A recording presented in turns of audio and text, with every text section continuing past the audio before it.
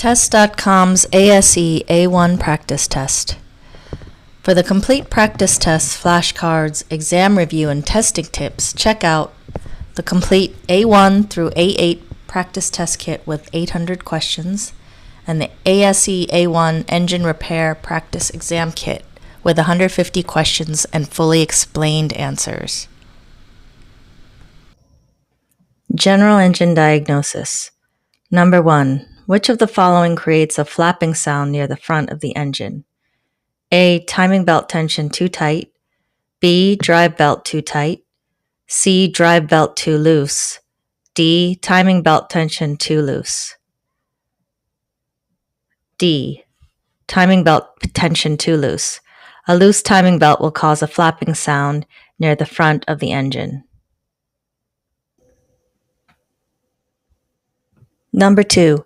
An engine noise sounds like a knock at the side of the engine that is louder when the engine is cold and goes away or is reduced when the engine reaches operating temperature. Which of the following is the most likely cause? A. Cam bearing. B. Main bearing. C. Piston slap. D. Wrist pin. C. Piston slap. Piston slap is a knock heard at the side of the engine, which is louder when the engine is cold and goes away or is reduced when the engine reaches operating temperature. Number 3. This question is not like the others. It has the word except. For this question, look for the choice that could not cause the described situation. Read the entire question carefully before choosing your answer. All of the following are reasons why you must disable the fuel injection system and ignition system when conducting an engine compression test, except A. Prevents damage to the ignition system during the test. B. Prevents fuel injection into the cylinders. C. Prevents a shop engine fire. D. Prevents inaccurate readings. D. Prevents inaccurate readings.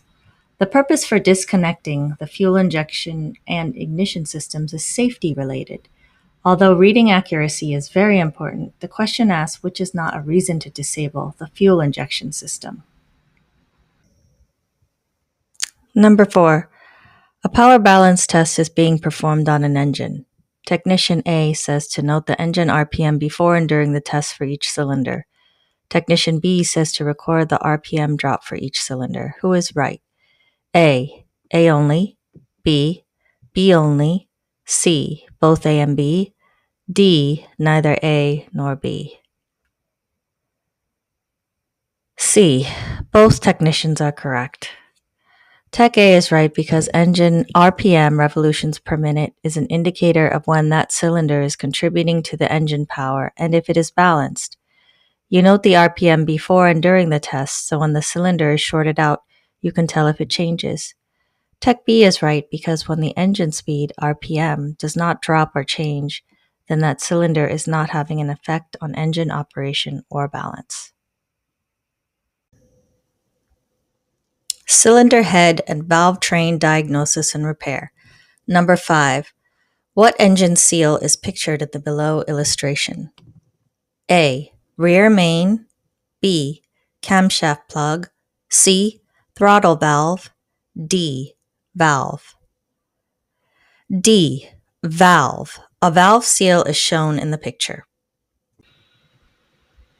Number 6. Technician A says the closed coil end of a valve spring should go against the cylinder head. Technician B says all valve springs use shims to control free spring height. Who is right? A only. B only. C, both A and B. D, neither A nor B. A only. Technician A is correct. A closed coil end of a valve spring should go against the cylinder head. Technician B is wrong because all valve springs do not use shims to control assembled height. It is also wrong because it should state assembled height. Number 7. This question is not like the others. It has the word except. For this question, look for the choice that could not fit the described situation. Read the entire question carefully before choosing your answer. All of the following statements are correct when adjusting valve lash on engines with overhead camshaft cylinder heads, except A. Shims may be used to make adjustments. B. Clearance is measured between the camshaft and follower or rocker on most engines. C. The follower or rocker must be on the base circle of the camshaft when measuring. D. The engine must be cold for all engine manufacturers. D. The engine must be cold for all engine manufacturers. You must check the specified OEM procedure for adjusting valves either hot or cold. Number 8. The surface of the cylinder head has just been machined. What will have to be done to the valve train? A. Lengthening the push rods. B. Increasing valve spring tension. C. Grinding the valve stems. D. Shim the head. C. Grinding the valve stems. Grinding the valve stems will have to be done because the distance has been reduced between the rocker and the push rod, so you grind the valve stem to compensate. Engine block diagnosis and repair. Number 9. A technician hears a knock or thumping at the side of the engine block that is louder when the engine is hot and goes away when the affected cylinder is shorted out.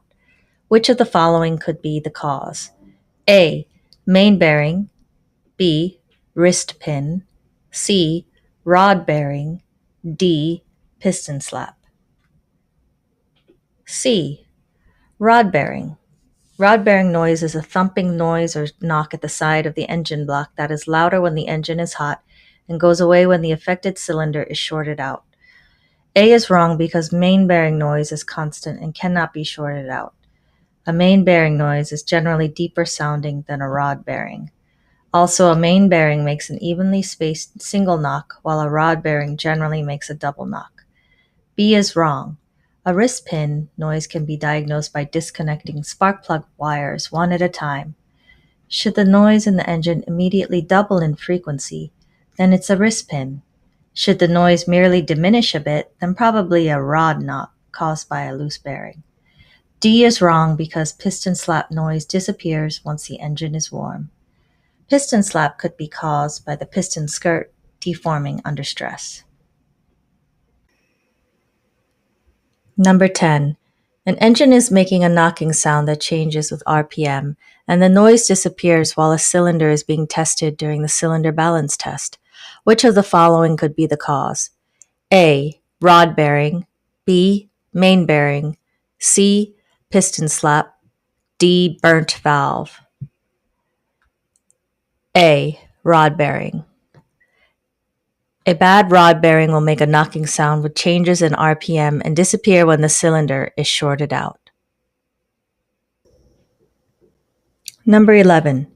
Technician A says old antifreeze may cause corrosion buildup in the cooling system. Technician B says some original equipment manufacturers, OEM, recommend that the coolant be changed at specified intervals. Who is right? A. A only. B. B only. C. Both A and B. D. Neither A nor B. C. Both technicians are correct. Antifreeze or engine coolant contains corrosion inhibitor that wears out over time. So this is the reason it is recommended that the coolant be replaced and the system flushed at a service interval. The freeze protection of the coolant never changes. Number 12. This question has the word least. For this question, look for the choice that would least likely fit the described situation. Read the entire question carefully before choosing your answer. Which of the following steps is least likely to be necessary when refilling a cooling system? A. Bleeding the air out of the system. B. Mixing tap water and distilled water. C. Mixing the proper ratio of water to coolant. D. Check the radiator cap for proper fit. B. Mixing the tap water and distilled water. Distilled water is the least likely required in a cooling system because it has no effect on the cooling ability of the solution. Distilled water is not required in a cooling system. It is used with battery electrolyte. Lubrication and cooling systems diagnosis and repair. Number 13. A technician is using a laptop computer and manufacturer software to test the ECT, electronic controlled throttle circuit that has a stored DTC P1121 electric throttle control actuator. Which of the following customer concerns could be caused by a defective ECT return spring malfunction? A. Rough idle. B. Low power. C. High idle. D. Detonation. B. Low power. The ECM has a stored DTC P1121 electric throttle control actuator. When the malfunction is detected, ECM enters failsafe mode and the MIL lights up. While the engine is in failsafe mode and malfunction A of DTC P1121 is detected, the engine speed will not rise more than 2,000 RPM and thus cause a low power complaint. The ECM controls the electric throttle actuator by regulating the throttle opening around the idle position. Number 14. Technician A says the voltage required maintaining spark is referred to as the spark line, and the duration of the spark line is based on total primary circuit resistance and coil voltage available. Technician B says problems with the burning, called fuel propagation, will show up within the spark line. Who is right? A. A only. B. B only. C. Both A and B. D. Neither A nor B. B. B only. Technician B is correct because problems with the fuel air burning, called fuel propagation, will show up within the spark line.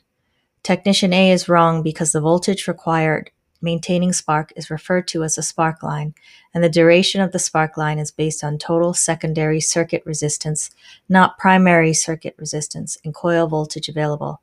A typical firing voltage for a DI system is 8 to 10 kilovolts.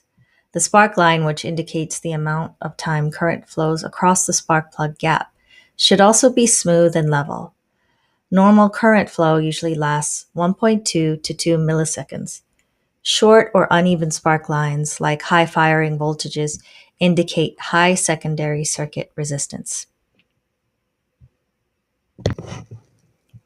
Thanks for watching Tests.com's ASE A1 Practice Test. For complete practice, try Test.com's 150-question ASE A1 Practice Test. See Test.com for more information.